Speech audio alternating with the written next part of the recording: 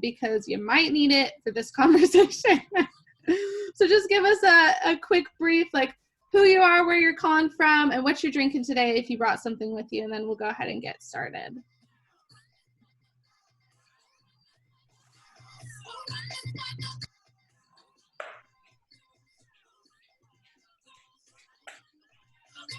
All right, looks like we might have everybody in here. There we go. We got a few more people in. We had some Zoom issues, but nothing to hold us back. So hi everyone, I'm Indiana Guereca. I am the Executive Director of Women's March Action. Welcome to People, Politics, and Drinks. I hope you have a drink ready. I have a Gatorade ready because it's hot out there. Not quite ready for the whiskey. Tell me what you're drinking. If you have some recipes, enter them into the chat. We have a phenomenal speaker with us today, Cox Han. But before I go into that, I'm going to ask everyone to take a big, deep breath. One more. We made it to Tuesday, the second day of the RNC, and we're still here. Woo! With that, I am going to turn it over to our campaigns manager, Sofia de Loreto Chadi. We have quite a few staff from Women's March Action today. We have our communications director as well, James. We have our digital director, Joanne Smith. So we're about to have a fantastic conversation. Sofia, take it away. Hi all, thank you so much for joining us today. I know there's other things you could have been doing, like watching the RNC, but you're not, because that'd be a waste of your time. I'm so happy that you guys are here today, that we've had such action-packed weeks. A lot has been going on. We just watched the DNC, which was phenomenal, an amazing production, and we've seen so many news articles come out about it. People are talking about it, pundits are speculating, all sorts of things. So I really wanted to bring you guys someone today who could speak on the role of media in American politics. So we have with us Dr. Cox Han. She's a professor at Chapman University. She joined the faculty in 2005, but she has about 22 publications. It's amazing. Her most recent scholarly work was titled Madam President, Gender and Politics on the Road to the White House. So we are just in such good hands for this conversation. There are so many lessons that we had hoped to learn from 2016. And one of them is maybe, could the media get their act together to not throw away election again? But in my opinion, we're not necessarily on that path. Reading the New York Times, sometimes we get really upset about, you know, the stories they choose to run, whether they're elevating QAnon. I don't know if you guys have all heard about that, but it'd be worth looking into. And spreading a lot of misinformation, and it's been really difficult for how elections have been run recently. So I brought with us an expert, Dr. Cox Han, who's going to give us a brief presentation, and then we're going to totally open it up to Q&A to have an open conversation about everything that's going on. So I'm just going to give you guys a quick reminder. On Zoom, you have the option to raise your hand virtually or put stuff into the chat. So if you click on participants, a little window will pop up. You scroll to the bottom right, and an option to raise hand virtually. If you can't figure out how to do that, just wave at us. You can throw questions in the chat as she's speaking, or you can wait till the end and we'll unmute you to ask them yourselves. But I think this is going to be a phenomenal conversation. So I'm going to go over and hand it to our speaker today. Laura, you want to go ahead? Yeah. Thanks, Sophia. I'm really excited to be here with everyone. And when Sophia asked if I wanted to do this, my answer was an immediate yes. I've been teaching media and politics for over 20 years. Wow, a long time. And things have changed so much with this topic. And so what I want to talk about today, though, is media and campaign 2020. Basically, my message is what every savvy media consumer needs to know at this point in the election. And so one of the first things I want to say is that it's really important to be informed, and it's not easy in this media environment because there are more and more sources of information out there, and quite frankly, fewer reliable ones these days. And media literacy is a very important issue, and it certainly is with me. And trust me, my students, when they're in class with me, hear this from me all the time. You must be an informed voter. You must be a literate media consumer. So I want to go over that a little bit here. And I will say too that this is a great time for me to get a little practice back on Zoom. My semester starts a week from today. The last time I was in the classroom with my students back in March, it was actually my media and politics class. So I'm kind of sad that we didn't get to finish in person. And this is one of the topics we missed out on by being at home during the pandemic. So perfect timing for me.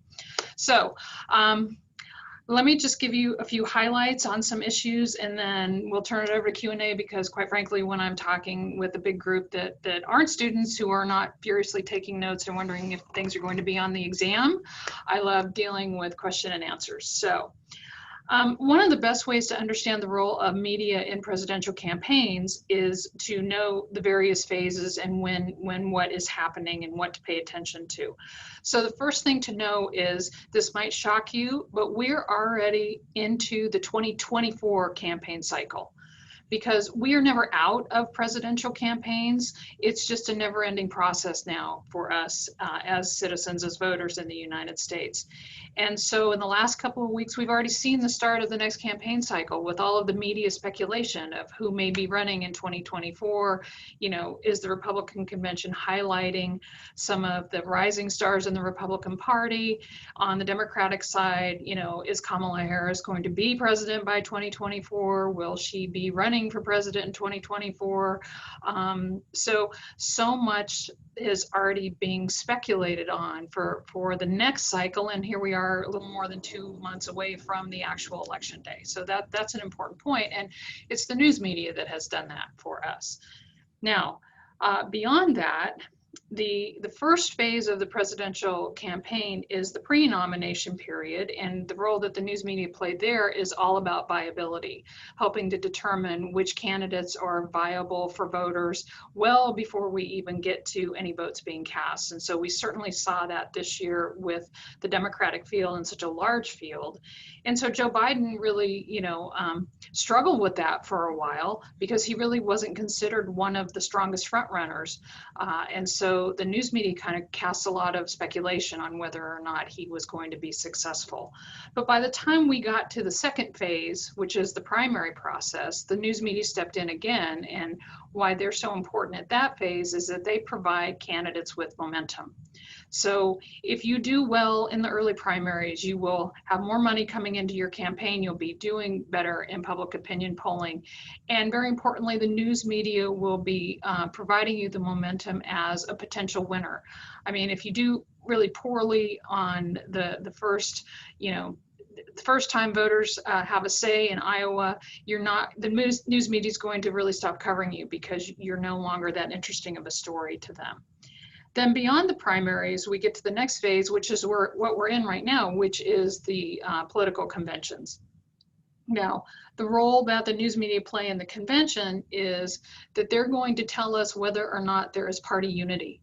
So if you are running the DNC or running the RNC, what you want is a presentation of, we're all on the same page, we're all committed to winning this election, and no inter-party squabbling. We've seen plenty of conventions in years past where someone gets a chance to speak and they kind of get off the topic or the narrative of what the nominee wants to be presented. So party unity is a really important thing, and because the news media loves the conflict and the drama, if there isn't party unity, that's one of the first things that they will cover. Also, really the two biggest stories during the convention period, what we're in right now, is if you're not talking about an incumbent president, and that is who the running mate's going to be. So I have to say overall that when Kamala Harris was announced, I mean, that was a pretty good rollout for the Biden campaign in terms of the initial media coverage and certainly her media appearances since. I mean, personally, I think that she is a very skilled politician. I think that she does very well in these situations. So already it looks like Biden made a good pick with Kamala Harris. The other thing that the news media can help provide for each campaign is what we refer to as a bounce coming out of the convention in terms of where is the candidate going to be in polling. Now, the media environment is so different than it used to be even just 5-10 years ago that I don't think that polling bounce is significant as it used to be. But and particularly right now, Biden is already ahead in all of the national polls. So I'm not sure we'll see much of a shift in terms of the bounce, but that's still one of the topics that the news media really focus on coming out of the conventions. The next phase obviously is the general election. And we're almost there basically when the conventions end, and then kind of traditionally Labor Day weekend kicks off that final sprint of the campaign. And the role that the media play there is all about presenting a narrative about each candidate to the American public. Now, each candidate wants to control that narrative, but it's not necessarily easy to do given the kinds of things that the news media will focus on during the campaign. And so the campaign's messaging becomes very important about that media narrative. And so if we look at say 2008 for Barack Obama, he had really a very strong narrative, and the messaging, some of it was not even intentional, but kind of developed along the way about, hope and change, and yes, we can, and just the historic nature of his candidacy. That provided a really phenomenal narrative for a very skilled candidate in 2008 that benefited him tremendously. And some candidates just don't have the kind of narrative that goes along with the kind of news coverage that they're hoping to get. I mean, so in 2016, on the one hand, Hillary Clinton never had a consistent narrative other than she was a very experienced candidate in a moment where voters were really more in an anti-establishment kind of mood. And then kind of the changing of the slogan for her campaign from, I'm with her to stronger together didn't help that. Where, quite frankly, Donald Trump's Make America Great Again was a very simple message that the news media kind of went with. But just the media circus that Trump brought to the campaign in 2016 and after that into the presidency is kind of tailor-made for the kind of news coverage that this media environment is looking for. That doesn't necessarily leave us any more informed as voters, but it really does fit with what the news media is trying to do. Also, one of the big events coming up in just a few short weeks will be the presidential debates. And so this is something that everybody anticipates, everybody looks forward to it, but let's be honest, political debates are really nothing more than political theater. And so, lately we've been talking about, well, will there even be debates in this COVID era? I just can't imagine, Joe Biden not wanting to do the debate, how he does with Trump one-on-one. Don't get me wrong, it will be fascinating television, must-see TV. I'm not sure how much we will really learn substantively on the issues coming out of that. With an incumbent president, we already have a pretty good idea of how he governs, good or bad. And we have a pretty good idea of Joe Biden too. He's such a known political entity. What will definitely be interesting will be the vice presidential debate. Kamala Harris and Mike Pence, they both said they're really looking forward to doing this. So that should be, interesting. With the debates, really the rule for the candidates is to first do no harm to the campaign by anything that you say or do in the debates. Though, after the Trump-Clinton debates in 2016, anything goes in terms of topics. I mean, it can be anything from policy to name calling to, personal trash talking. So maybe we'll hope it doesn't get to that point this time, but nothing surprises me anymore as someone who studies media and politics and a presidency scholar in the Trump era. Just nothing surprises me.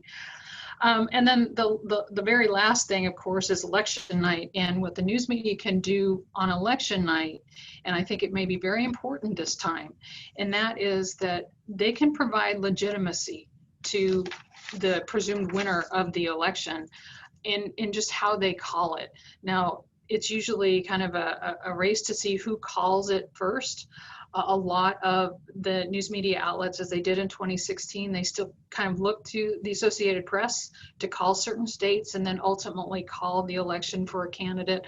I know all of the networks were waiting for AP to call Pennsylvania on election night 2016 before they called it for Trump.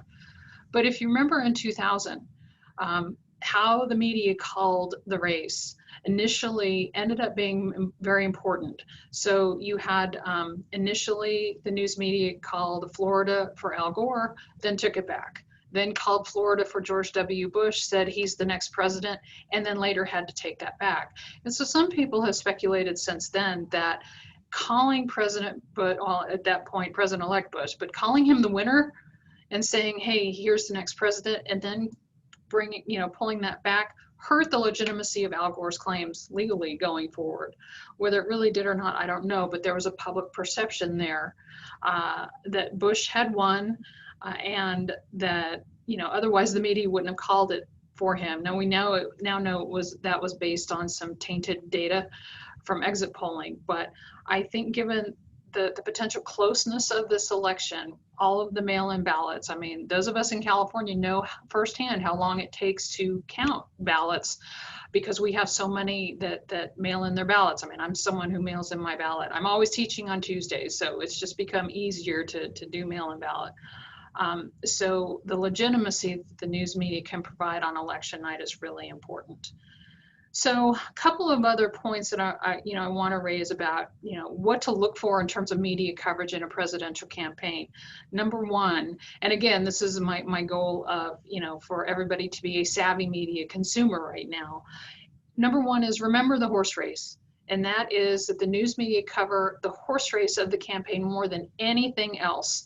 They will tell us who's ahead, who's behind, who's winning, who's losing, and inundate us with numbers. Whether it's poll numbers or, fundraising totals or anything they can find that is numbers generated to tell us who's winning versus who's losing. And that means that most of the coverage is not substantive. So if you're looking for substantive information about how Joe Biden might handle this issue or how Trump plans to move forward on that issue, just, general news media coverage on the campaign probably isn't going to do it for you. And that leads to the second point is that, know the pros and cons of legacy media versus new or social media, because legacy media, and when I say that, I'm talking about the New York Times, the Washington Post, the cable news networks, the ABC, CBS, NBC networks that, not everybody watches anymore, but I think maybe the viewership has gone up a little bit since the pandemic hit. But legacy media can still do a pretty good job in terms of covering a bit more substance on the campaign, where some new or social media outlets cover what I call the style versus substance. So all of the other issues, personality driven, candidate driven, more about the candidate than the policy or the things that really matter to the American public. But you can still find good news sources out there, whether it's legacy or whether it's a newer media source. The main thing to remember is our news media in this country is profit driven, first and foremost. And so while we have more press freedom in this country than just about any other country, we are also very unique in how it is so profit driven. On the one hand, it has very little government control. On the other hand, we as voters don't always get the information that we need. So one of the things that I always stress with my students, and that is, what is the difference between news and journalism? And I ask them this question, and I get these really intricate, nuanced answers about the difference, and most of them actually don't get it right until I explain it to them. And basically the difference is news is a consumer-driven product, where journalism is actually information that voters and citizens need. So in a campaign, try to know the difference. Look for journalism as opposed to just news, and that will help to be a little bit more informed. And then the last thing I want to mention, and this is a really, really important one, and that is, let's talk just a minute about polling, because we are a polling obsessed country, especially because the news media focuses so much on this issue and polling drives so much of our coverage. I mean, it's natural because they focus on the horse race, and this is a really easy story to cover, especially, you know, if you're at CNN and CNN has a new poll out today. Of course, that's going to lead the newscast every hour on the hour to promote the poll that you commissioned. But polling isn't necessarily a good indicator of where things are really at on the campaign. This campaign in this political environment is fluid day to day. And so polling can sometimes provide a false narrative about where things stand. So first of all, and my students can tell you that when we talk about polling in class, they get, you know, the information on basically which polls they can avoid and just not even pay any attention to. And so I'll start with that. Right now, if you see any national poll, just ignore it. We don't elect presidents based on a national vote, as we all know. National polls can be a quick snapshot, an indicator, but they are not reliable in terms of who's going to win the presidential election. Now, having said that, in 2016, Hillary Clinton, you know, was leading in almost every national poll, and technically she did win the popular vote, but the popular vote does not determine who becomes president. So, you know, tracking national polls might be a great news story to follow, but it's not necessarily substantive. State polls, on the other hand, can matter, but they need to be among likely voters and not registered voters. So the most reliable polls out there are likely voters, which means the pollsters really, you know, dig deeper in terms of the questions they're asking, the screening process to really get to people who are likely to vote. The sample size needs to be at least 1,000 with a margin of error of about 3%, and it has to be a random sample. So there are all sorts of polls out there that are not done randomly, so you can just ignore them. You know, most of the media organizations out there have, you know, rely on this model, but methodologically they've had some problems in 2012 and then definitely in 2016. So what I would say is don't assume that polls are correct. Just remember 2016. And 2016 was a media environment that was very difficult for pollsters to model. Basically what happens is if you're putting together a poll or a model that's going to predict who's going to win, you take usually the previous election and look at who voted and take some of that data and then create a new model. 2012 didn't work to model 2016, and trust me, 2016 is not going to model 2020. There's nothing that can model 2020. We're in a whole new world right now. So, you know, if you remember nothing else from this happy hour, remember that don't assume that any poll that you see is correct.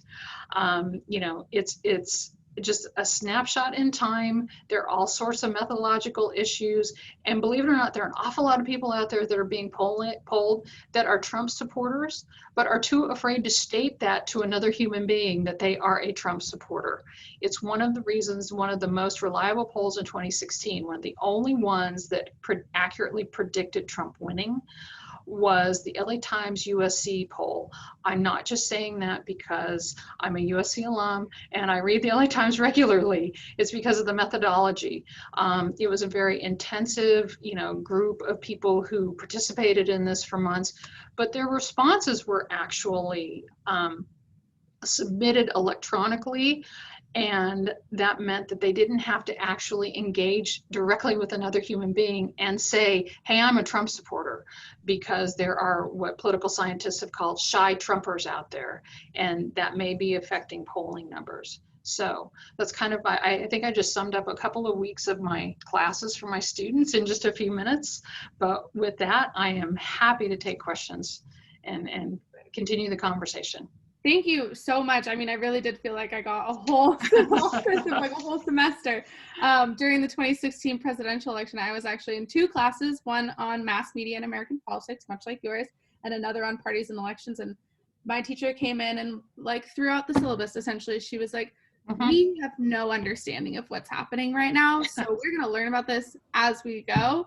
Yeah. And I mean, she became one of my favorite professors of all time, but totally hear everything that you're saying, and the warnings are amazing. I have a wonderful question from Sherry.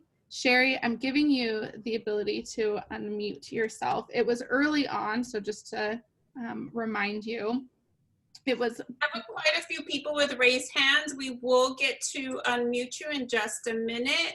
We may not get through all the questions. We have about 30 people with raised hands. They can email me if they want. That's awesome. Sherry, your question had to do with public influence. Do you want to go ahead and ask it? Sure. Obviously, media is influenced by the public and public influenced by the media. What are the critical aspects to public influencing what is on the media, what they choose to cover, and how they do it? Yeah, I mean, that's a tough one because there seems to be such a disconnect between really what I think a lot of people want to see in news coverage, yet the news media is so, they pay so much attention to ratings and profit that the bar is pretty low in terms of what they think will sell. And again, that was, I saw in one of the comments, somebody wanted me to kind of talk about the difference between news and journalism.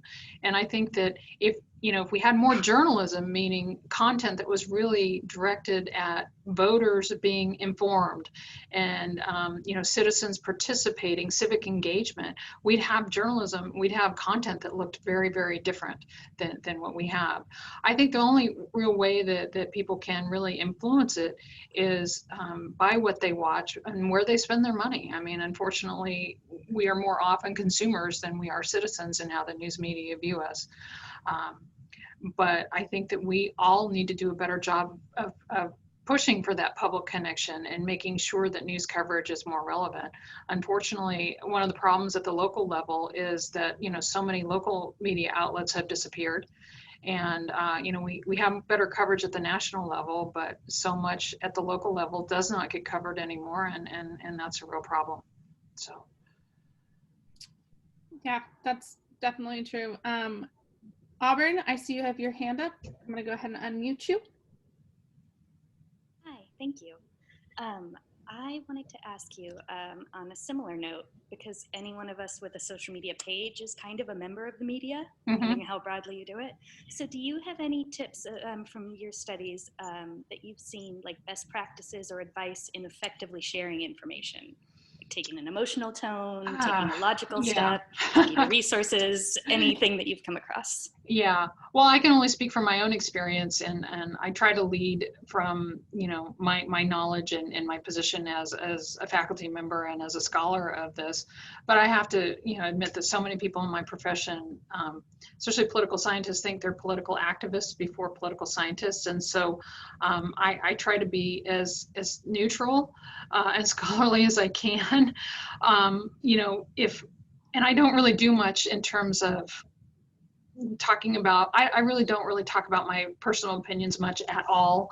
So for me, that's very unique. But I would say that if you want to get your point across, just be as neutral and fact-based as possible, and try not to, buy into a lot of the social media hype and, the tone of some of the things that I see on Twitter, even Facebook is kind of, I guess I should be used to it by now, but I think that, constantly attacking someone and the negativity really takes away from the argument. And, I mean, social media is not going anywhere. It's just part of, who we are now as a culture and our political environment. But I guess my advice is just kind of take a step back, deep breath. We started this hour with a couple of deep breaths, and I think that would get us more of an opportunity to have civil discourse. And I know social media, it's hard to do that, or even, trying to get your opinion out there if someone doesn't want to hear it. I mean, we're too quick to attack. I mean,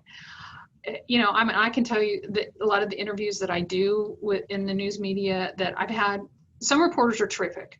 I'm actually quoted in today's Washington Post about Melania Trump's speech tonight at the convention. And, I always do an interview where my political opinion is not of concern to the reporter, and I just give my scholarly analysis. And this particular reporter actually called me this morning or yesterday afternoon to double check the accuracy of my quotes, which I thought was phenomenal because most reporters don't do that. But I've had reporters actually try to put things into my mouth to try to get me to say a particular thing, especially attacking Trump. It's like, well, even if I wanted to let a reporter do that, it's not really helpful to the overall conversation.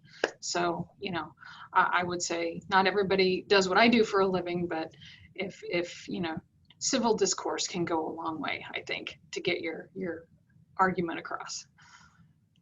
Absolutely, and facts matter in this climate. I always say facts matter. No fake news. So yeah. Rebecca has had her hand up for a while. I'll go ahead and unmute you, Rebecca. Yes, I'm from St. Louis, and I recall when in 2016, when Donald Trump was debating Hillary, he brought in all these women that allegedly had been abused or somehow assaulted by Bill Clinton in an effort to embarrass him.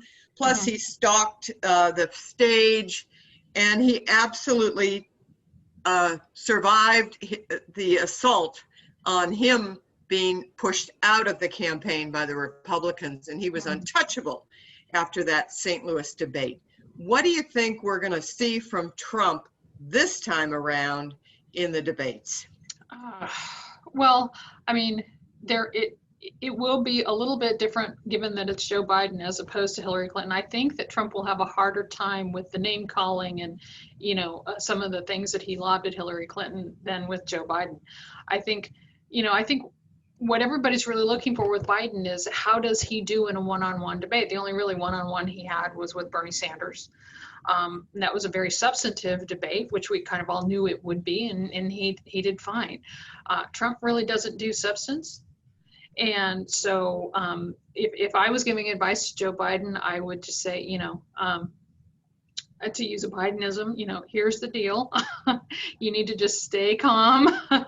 Don't react. There were a couple of times with Hillary Clinton in her debates, and in my mind, I can hear myself saying, don't respond, don't go there. It's like, shh, she went there, and I think she was just too quick to jump in to the mud with Trump. So hopefully Biden can keep it out of that area. But I think it won't be so much the personal attacks as we saw with Trump going after Hillary Clinton.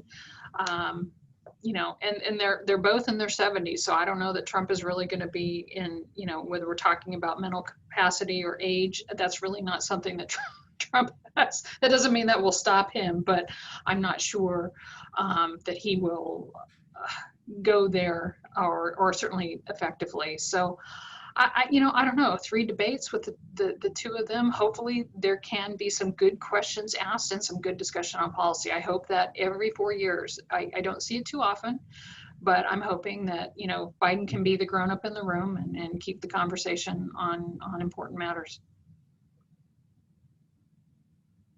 All right, I know James has had his hand up for a while, so James, I'm gonna unmute you for your question. Thank you, James. Hi, Lori. To the extent that you know this, what specific to MSNBC, which I is my default cable news network that I watch, they have to the extent that you're aware of this or anybody, but they have a propensity when they are interviewing, when their show hosts are interviewing one of their commentators, of a propensity of keep repeating a still loop of Trump over and over again, which I find very disconcerting because being a person from the branding world, just keep showing images of him. Oh, we lost you, James. Um, I'll say, yeah. Why do we keep doing this? We don't want them on TV, but we keep them on a constant loop, giving them free media. Yeah. Okay. Yeah. Well, it's just really a production thing. It's just the B-roll that they have playing in the background because it's television. They need images to go with what, the story that they're doing. So MSNBC and CNN will tend to show, constant loop of Trump, and sometimes it's unflattering. So Fox News will do the same with Joe Biden, some stuff that's unflattering. So, I mean, it's really targeting their audience and trying to be very specific. And, you know, it's just, yeah, I get tired of seeing those same clips over and over and over again. I'm not even sure that they put all that much thought into it, quite frankly. But I know that they should probably do some focus groups with some of their viewers who could give them some feedback on that. So I'm going to jump to Heather, who's had her hand up. And then after Heather, I saw a question from Janet in the chat. So Heather first, and then we'll go to Janet. Okay. Hi, me, Heather. I've been with a lot of Heathers today, so I'm excited to see me, Heather. So I've been in California for 25 years. My entire family's in Pennsylvania and Montana. So you can imagine we are on completely opposite ends of the political spectrum. And what I realized is when I try to talk to my poor mom who's trying to cross the bridge, we seem to be operating from two different versions of the truth. So someone said earlier, facts only, no fake news, but our facts are different. Yeah. And so I tried to get her to align on let's listen to NPR and we can then debate from there. And somebody said in the chat, she agreed, my mom would say that's totally liberal slanted. So do you have a daily dose recommendation that can be like a neutralizing media dose that then can help kind of polarized families have discussion from the same facts? Yeah, I think my best suggestion is Real Clear Politics. Only from the standpoint that if you go to their website every day, they give you a list of stories, and it's this one's from the left, this one's from the right, the next topic, this one's from the left, this one's from the right. So it's not that they themselves are reporting from the center, but they're providing you both views from usually pretty credible people, liberal or conservative, who are offering a perspective. You know, it's also a really good place for aggregate polling, even though I still think that, you know, polling doesn't matter as much as the news media tell us it matters. But they've been around for 20 years. They were the first site that did any kind of aggregate polling and just news aggregation in general. And so that's one of my, you know, one of my suggestions to students. I still think that even though some of major newspapers have had some problems, I'm still a big believer in newspaper coverage. So if you can kind of look past some of the biases you see in the New York Times and the Washington Post and the LA Times and, you know, even the Wall Street Journal, a lot of the basic information they're providing is pretty substantive. So, you know, like I tell my students, I tend to read, I like reading some stories in the Wall Street Journal, in part because I know what their bias is going in. They're all about pro-capitalism and pro-business. And if you kind of know that going in, then you can get a little bit more out of it, you know. And also the big newspapers, you know, what's the difference between the New York Times and the Dallas Morning News? Well, it's usually you see it on the editorial page. The New York Times is more liberal. The Dallas Morning News is more conservative because that's the you know, where each newspaper is located, and that's still the majority of their reader base and advertising base. But that doesn't mean that everything in the New York Times is liberal and a conservative can't learn something from it, or vice versa. So I also tend to say, in most cases, if you want to bring a family together and talk politics, turn off cable news permanently, because there's really nothing on cable news that is, you know, balanced or any of the other, you know, phrases that they throw out at us to sell us their product, because it's just not, it's not what it's meant to do. So like I said, just be more savvy in terms of what you're reading. Know some of these biases, know what the news media are trying to do in the first place. They're trying to make money. So they're targeting certain audiences to do that. But you know, I still think if you can only look at one thing every day, Real Clear Politics will give you both sides, and then you can kind of make up your mind from there. Thank you for that question, Heather. Next one is Janet had a question about the Electoral College. Trying to unmute you, Janet, and I'm failing. Any of the other, there we go. Okay. Dr. Han, I'm wondering if it's ever going to be possible for us to go through the whole procedure of an amendment to get rid of the Electoral College. Yeah, I wish I had a more optimistic answer for you on this. I've been accused of being just the world's worst pessimist on this, but I like to think of myself as a realist, and here's why. So The problem with the Electoral College is we can do it one of two ways. We can call a constitutional convention, and I've always said, as fascinating as that would be for me to see, I kind of fear that we'd be in really bad shape, and I don't know that I want to see our country at that point. But we can also amend the Constitution. The problem is it takes a 2/3 vote in each house, and then 3/4 of the states to approve it. So the bar is extremely high, intentionally, how the framers set this up with any kind of an amendment. But the real problem is that even if there was a groundswell among a majority of citizens to do this, there might not be among the states. And the reason is that which state is going to be okay with doing away with the Electoral College, because states are very, concerned about their role in the, and how we elect a president. Big states like California, California is the biggest by a lot. Why would California want to give up its role as the largest state?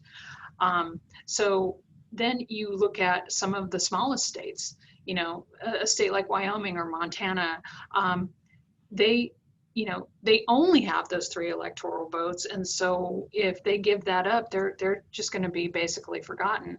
But the key here is all of the swing states. So every 4 years we have anywhere from about 10 to 13, 14 swing states, states that can go either way. These are the competitive states. Why would any of those states want to give up their status as being a swing state? If for no other reason, think about, 2020 is a little different, but think about the money that is generated in each of those states with the candidates coming there, the campaigns, all of the volunteers, all of the news media coverage. That's a lot of tax revenue coming into each of those states. Why would they want to give up that status? So there aren't a lot of states in this who would, if it came to the states, if 2/3 of both houses said, yeah, we'll do this. When it comes to each state, it's hard to imagine 3/4 of the states, basically 38, taking that vote in their state legislature and say, yep, we'll do away with the Electoral College and we'll go nationally, because then states don't matter anymore in that equation. So I'm not optimistic at all that this will happen in any of our lifetimes. And, for there are people who just absolutely hate the Electoral College. And obviously the framers could not have envisioned where we are today and the role that it has played. But while there are many, many reforms that I think we should consider for presidential campaigns, I don't think this is one that's going to happen. So, I know there's the compact out there among the states about the popular vote winner. That's really not going to change the outcome either. So, sorry, I wish I had a better answer for you, but I think we're stuck with this. Yeah. Because of the process. Yeah. Judy Davis, we're going to unmute you. Can you unmute yourself? We're unmuting you.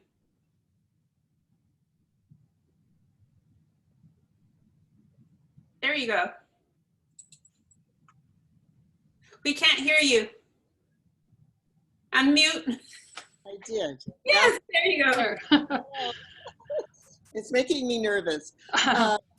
I'm wondering if others of you have families that are at odds with one another. We are a well-educated family, but my sister and I are completely opposite. And she's into conspiracy theories. Do you teach that to your kids, how to recognize that, to your students, I mean? Yeah. How do you deal with that? Like QAnon and all that stuff. It's just, it's so stupid, and yet so stupid. Yeah, I see. My son is actually here as part of this, and I can see him, his comments. So I can tell you from my experience in the classroom, and I'm actually very open with my students about this, and I think it's actually a good teaching tool. So I'm actually a registered independent. My husband's a registered Republican, and my son Davis is a registered Democrat, and working very hard to get Joe Biden elected, and working for a very important democratic organization here in California. So there are times that there are very, strong debates going on in our house. Oh, and my daughter is actually very apolitical. She could care less, quite frankly, about any of it. So we've got all the bases covered. But but with my students, I'm a big proponent of viewpoint diversity. So when I walk into the classroom, I make sure that everybody knows that their viewpoint is respected.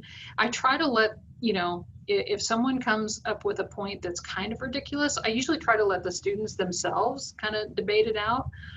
There are times that I will step in and say, well, actually, and I try to be as differential as possible. My goal is to never make a student feel bad for knowing, for saying something that isn't necessarily true. But, I think calmly and pointing out that, well, actually, you're not quite right. It's not quite true.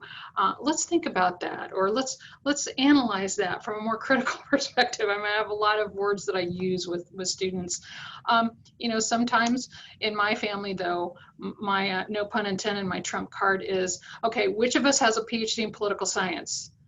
And I'm the only one who can raise my hand, although my husband has a PhD in history, but mine is political science, so I always win that debate.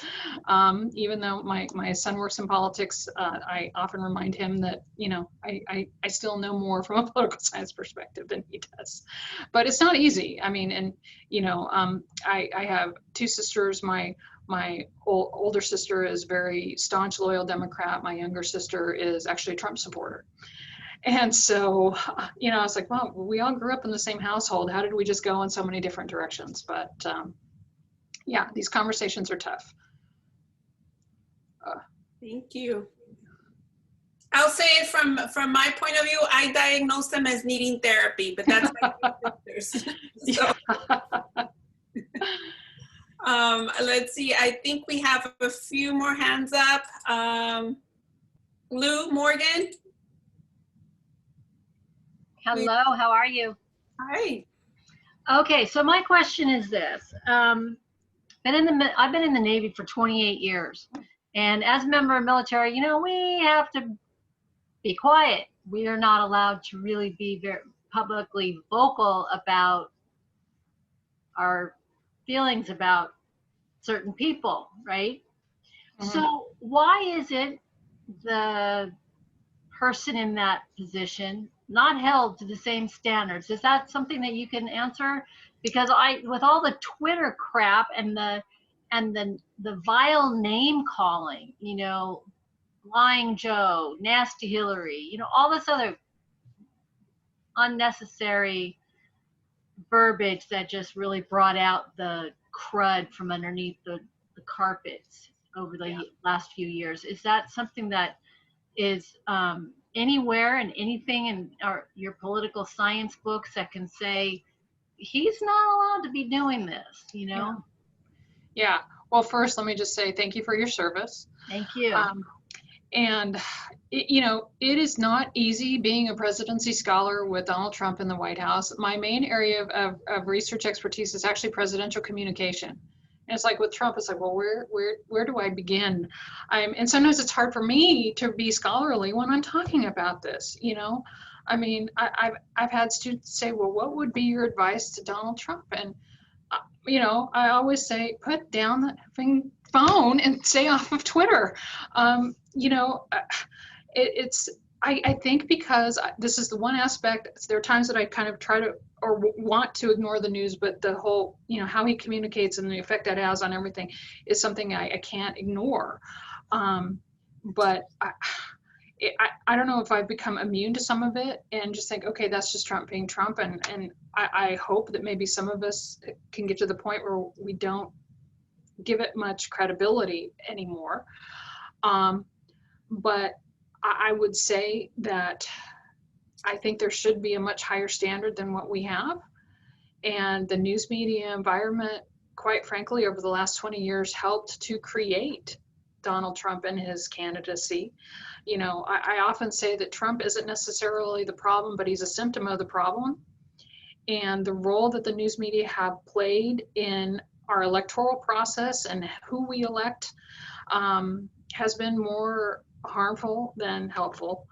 And, the news media's role also really highlights what I often talk about at length with my students, and that is just because you can, win an election does not mean you are capable of governing. And so a lot of these skills are not transferable. And I think in Trump, we really, really see that in a very negative way. I hope that the next president will not use social media in this way, that he will have, I only say he because that's our two main candidates I look forward to when I can say she. But hopefully he will just have a staff member handle any social media. I think it's a requirement, but certainly nothing like Trump has provided. And, I think that anyone who studies political psychology or just personality disorders, I would say, is going to have so many years of material to study with Donald Trump that, I think that we all, and I do not say this lightly, I think we all have a little bit of Trump-induced PTSD from just watching all of this for the last few years. I mean, the name calling and it just the childishness and the things that he says, it's just a little bit too much. And so, I think for different reasons, the nation had Clinton fatigue when Bill Clinton left office in January 2001. I think we all have Trump fatigue, or most of us do. And it will be a nice break when, the president isn't tweeting 20 ridiculous things every day. Agreed. I think that we all are fatigued, tired. It's been a lot. I had a friend that said that they weren't inspired by either candidate, and I said, you know what?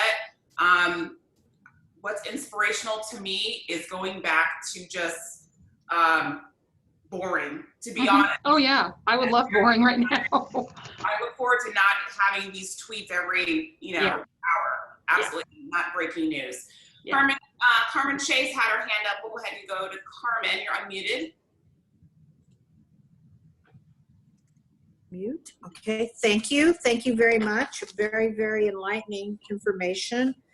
Professor Han, I would like to know what new types of polling methodology do you see in the horizon that might skew the vote?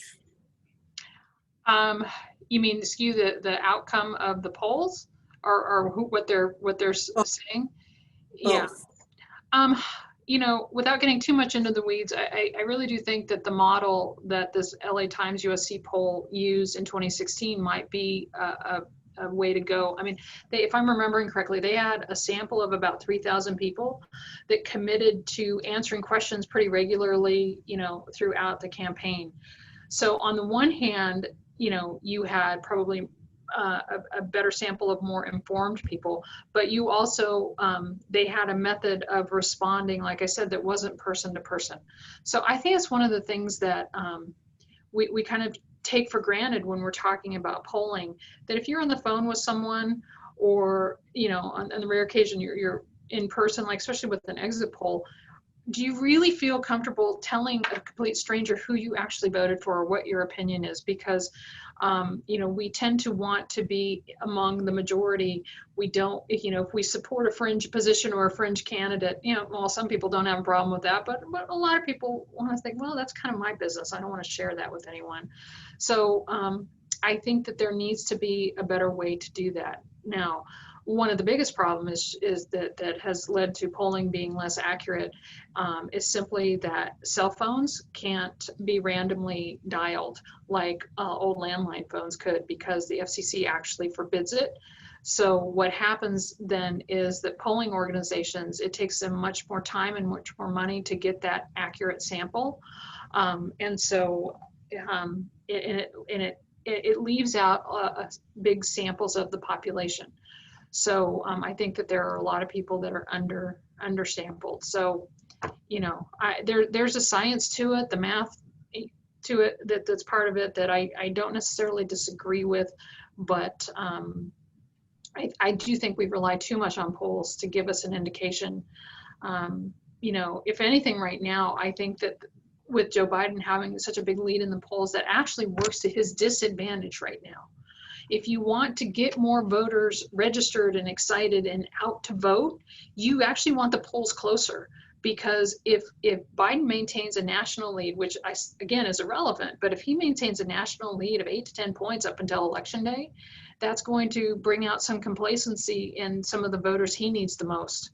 So, you know, that for me, that's one of the worst parts of polling, is that it gives sometimes a false picture of what's happening. We'll never know what really happened on Election Day in 2016. How many people thought, well, Hillary, you know, because every news media organization said, of course, Hillary's going to win. And we'll never know how many people didn't vote, stayed home, thought, well, I don't need to vote. She's already, you know, especially in those swing states like, or Wisconsin. I mean, how many people might not have voted because of that? We just don't know. There are so many things we don't know. But polls really contribute in a way that sometimes I think is not necessarily helpful. Yeah, polls are a snapshot in time. They are not a predictor. Yeah. So important for us to remember.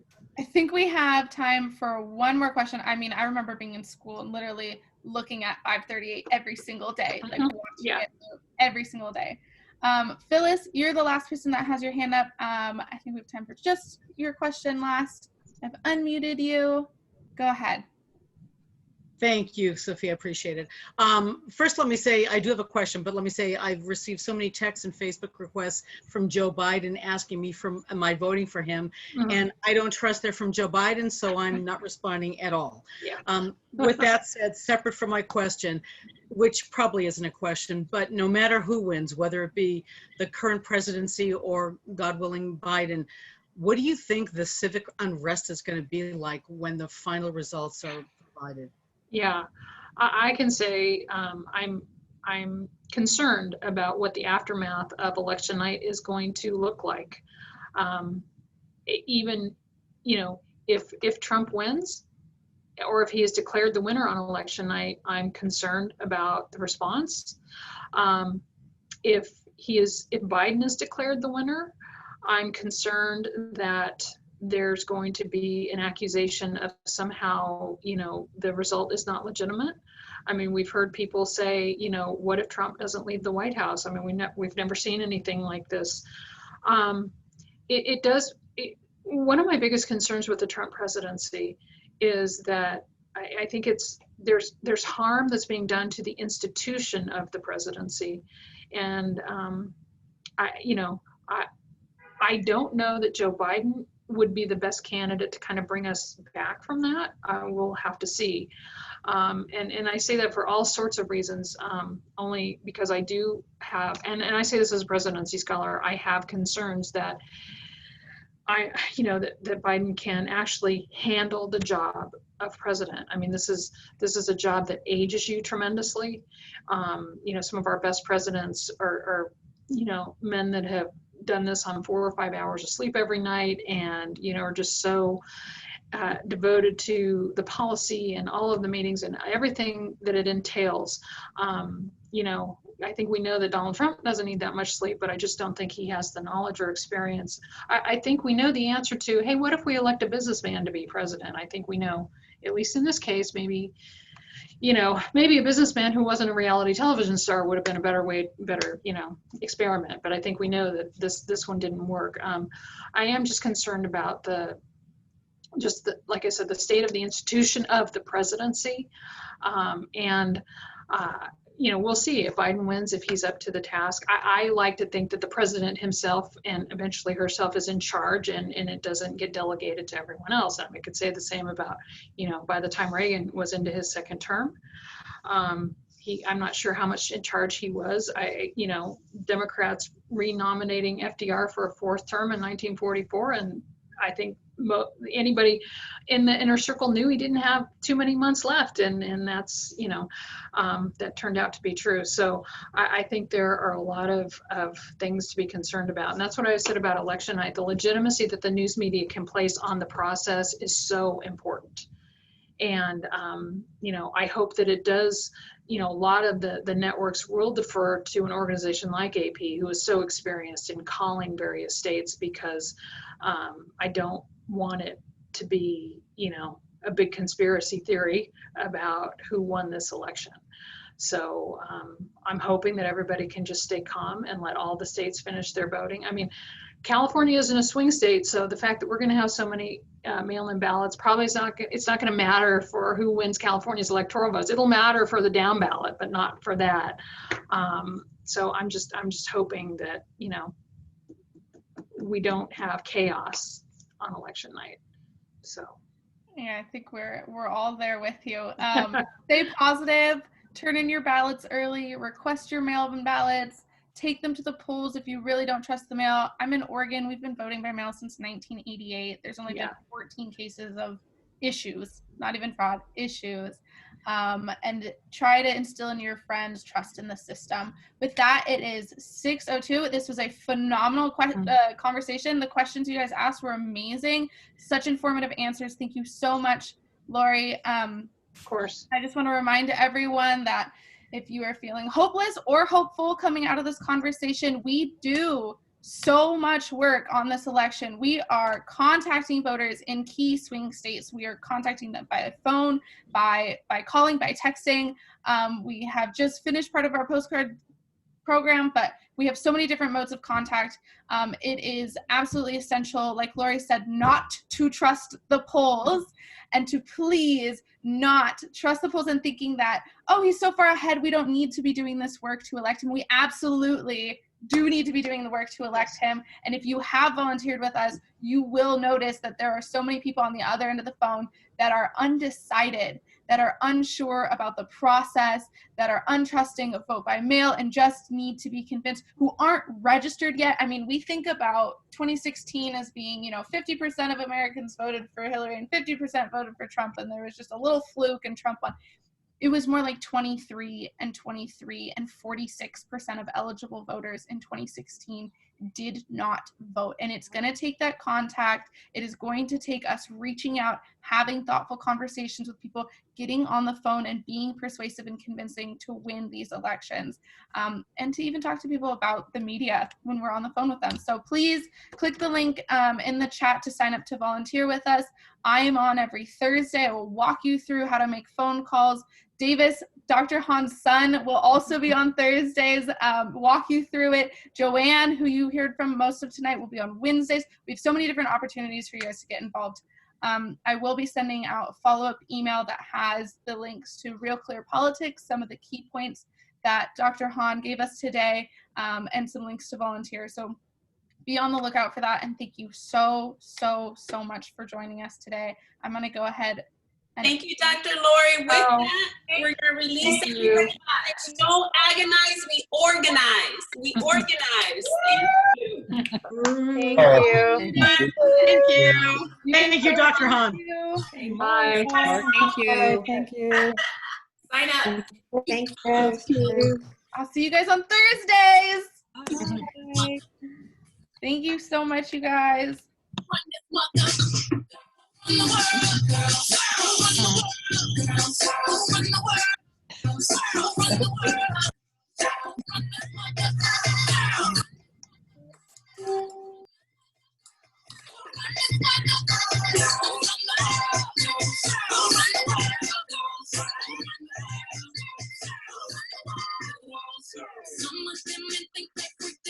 I see you dancing.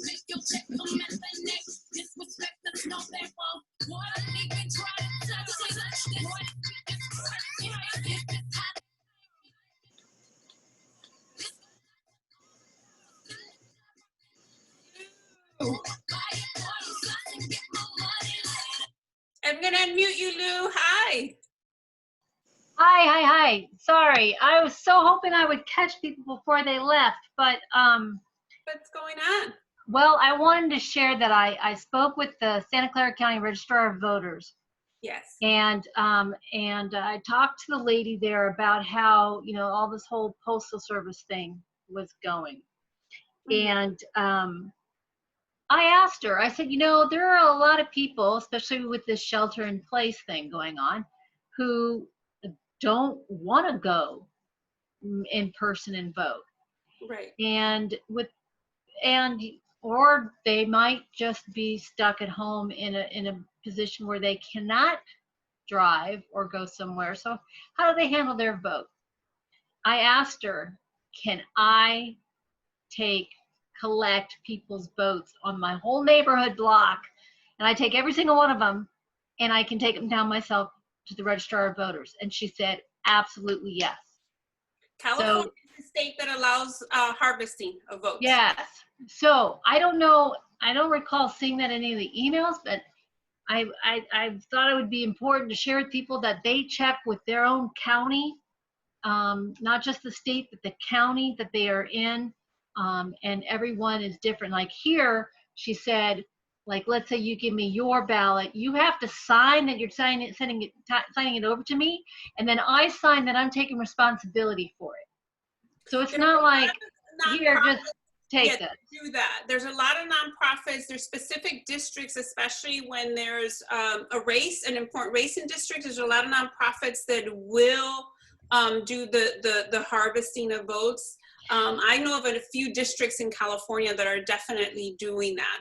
Awesome. Can you put that in the next email so that people can yeah. I don't know if everybody knows that. I didn't know. I had no idea. I just called on my own last week just to find out, you know, as an option of mailing it. And then also she said that they put out boxes at libraries and I forgot where else. I think the post office is what she said. The problem with that is, and the security in that is that they're outside. And even though they're bolted to the ground, that doesn't mean that those ballots are protected. So I literally want to take my ballot to the registrar of voters office directly and drop it off. So there's a group that we're working with, Ballot Ready, and Ballot Ready gives all of that information. States that are allow that, districts, I mean, that's a whole other thing. Yes, Ballot Ready. Most citizens do not know about ballot harvesting. There are some that completely say no to ballot harvesting. Okay. Well, guess what color those states are? Bright red, perhaps? Exactly. Thank you, Lou. Thank you. I'll see you guys later. I got another call. Bye. See you later. Thank you, everyone. I am zooming out. Hello. Woo, here we go.